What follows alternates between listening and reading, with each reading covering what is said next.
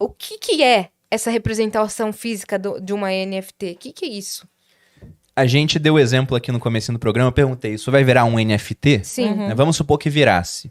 Então você ia ter uma imagem original e quem printasse teria uma série de cópias. Igual eu posso chegar e tirar um print da Mona Lisa e não quer dizer que eu sou o dono da Mona Lisa. Um print da ilustração. Exatamente. Não é a original. Não é a original. E a Mona Lisa original vale centenas de milhões de dólares. Enquanto as cópias, como são infinitas, não valem nada. Não valem nada. Com NFT é exatamente a mesma coisa. Agora o ponto é, por que a Mona Lisa tem valor? Há todo um contexto histórico, o autor foi Leonardo da Vinci. Sim. Era uma obra que ela não era nem tão famosa, aí teve um italiano chamado Vincenzo Perugia, que roubou essa obra no começo do século XX, e aquilo deixou a Mona Lisa mais famosa. Então tem um contexto, mas hoje vários NFTs, eles são simplesmente status.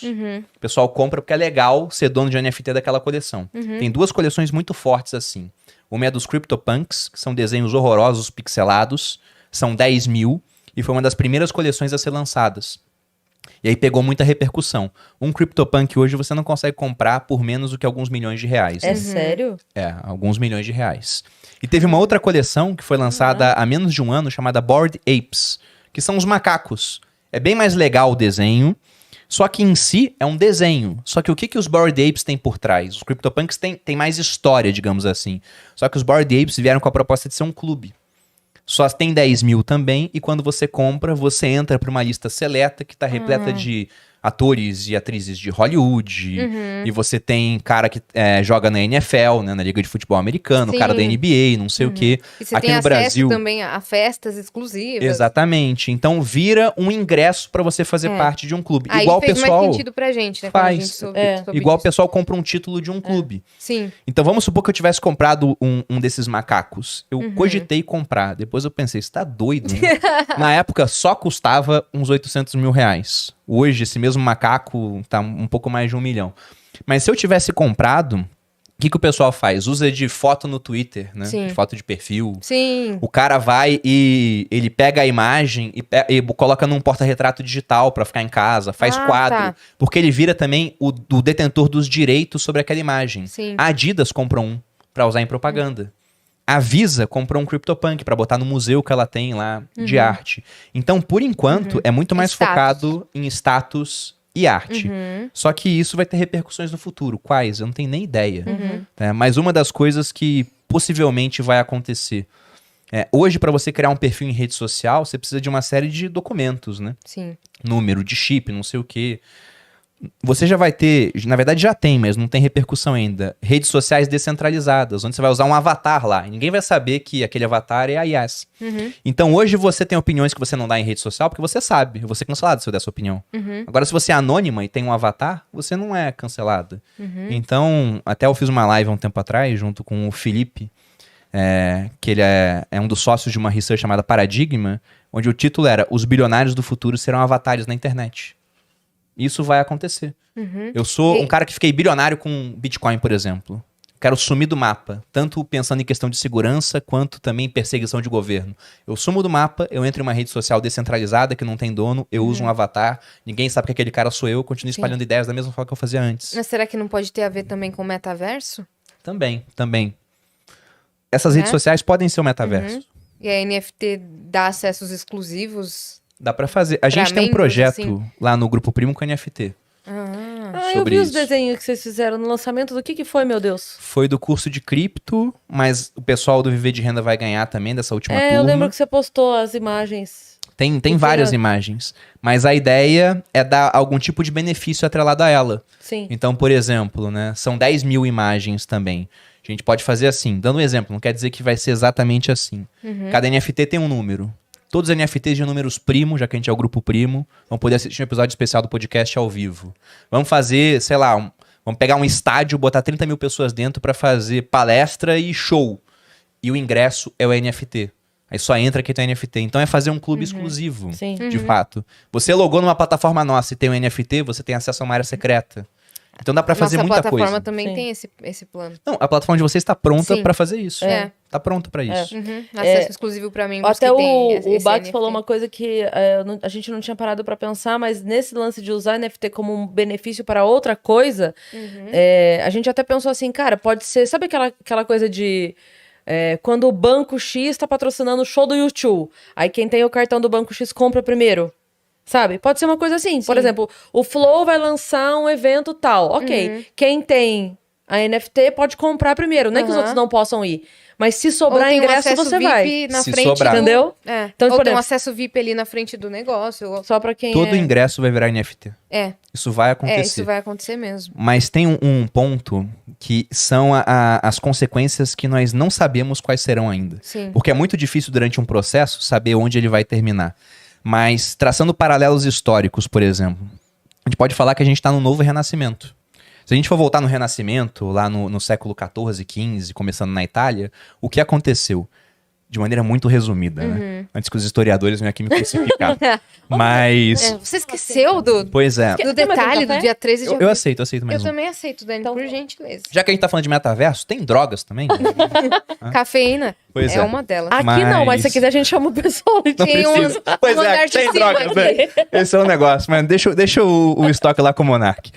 Mas, voltando ao Renascimento, a Europa, mesmo após quase 1000 anos da queda do Império Romano do Ocidente, ainda utilizava os algarismos romanos para fazer conta.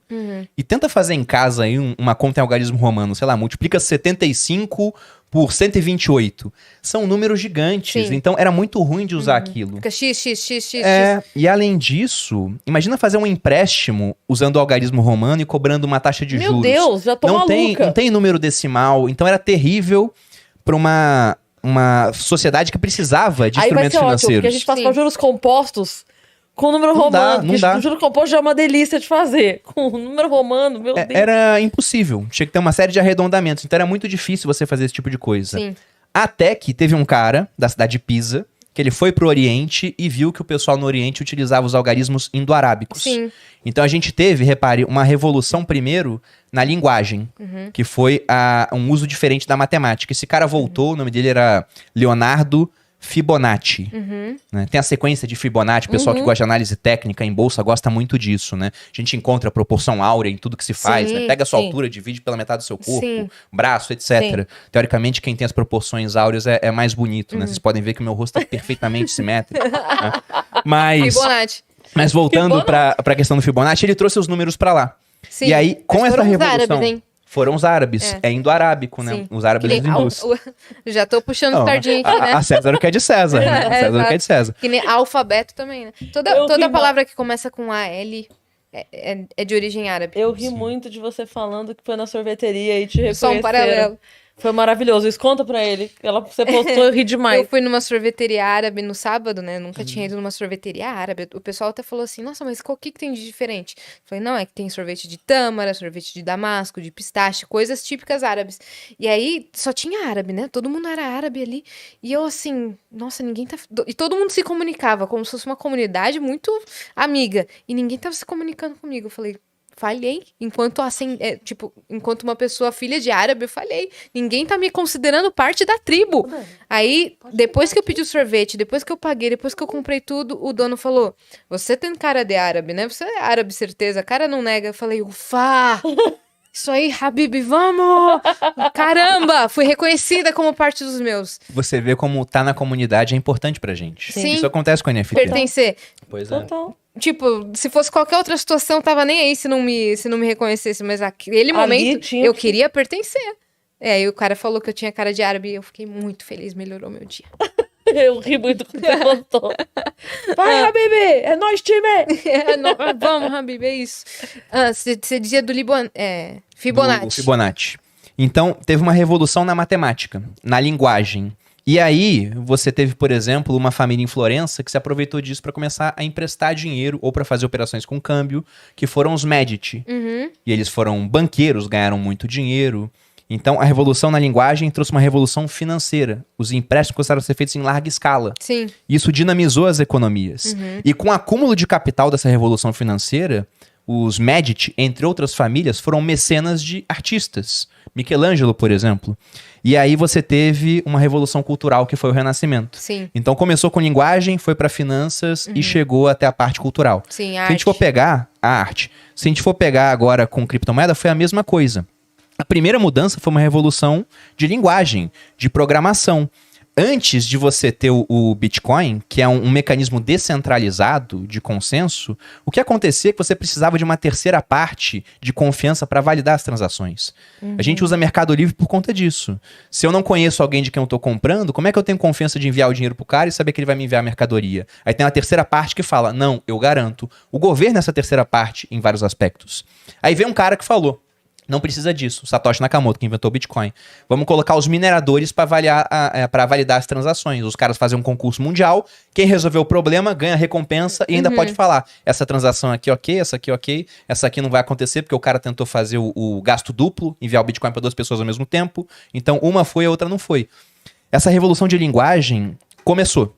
E aí veio uma revolução financeira, que foi o Bitcoin. Sim. E muita gente já ganhou muito dinheiro com as criptomoedas. Esse acúmulo de capital agora está financiando uma revolução cultural que está começando com a NFT. Muitos milionários. Pois é. E onde vai parar esse negócio? Não sei. Onde foi parar o Renascimento, né? Foi a mudança da Idade Média para a Idade Moderna. Sim. Não dá para saber o que vai prazo, acontecer. Não dá para saber. Não dá para saber. Então eu fico até curioso, Depois porque de vai acontecer muito rápido. 2140, vai acontecer o quê? Não sei. Eu espero estar vivo pra ver. Vamos ver. Sério? Porque vai saber. A evolução tecnológica, como é que tá. É verdade. Um dos caras que mais participou do processo de criação do Bitcoin, que é o Hal Finney, ele tinha um problema degenerativo, né? É o ELA, né? Esclerose lateral amiotrófica, se eu não me engano. E no final da vida ele até estava programando utilizando os olhos. Ele conseguiu fazer isso, né? Com tecnologia. Caramba. E esse cara, ele ganhou tanto dinheiro com o Bitcoin no final das contas, que ele se congelou. E aí que tá um ponto interessante. Imagina se... Ele tá morto, né? Tá congelado morto. Mas imagina que a gente tem um jeito de trazer esse cara de volta à vida. Eu nem sei se isso é possível ou não. E aí tem concepções religiosas, né? Não quero entrar nessa seara.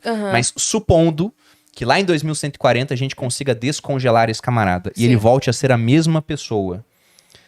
Imagina se ele tivesse guardado o patrimônio dele em dólar numa mala. Será que teremos dólar em 2140? Talvez sim. Quanto vai estar valendo o dólar se todo ano ele é programado para desvalorizar? Sim. O real, então, nem se fala, né? Nem agora, vai ser real mais. Provavelmente não. Provavelmente não. E agora Bitcoin? Se o Bitcoin existir até lá, o patrimônio dele está intocado em uma carteira que talvez só ele saiba a senha. Sim. E ele é capaz de tirar aquele patrimônio que ficou simplesmente imune ao confisco de governos durante todo esse período. Desde que o Bitcoin exista. O que também é uma extrapolação muito grande da história, né? O Bitcoin tem 12 para 13 anos. Imaginar que ele vai durar... 120 anos é muita coisa, mas vai saber.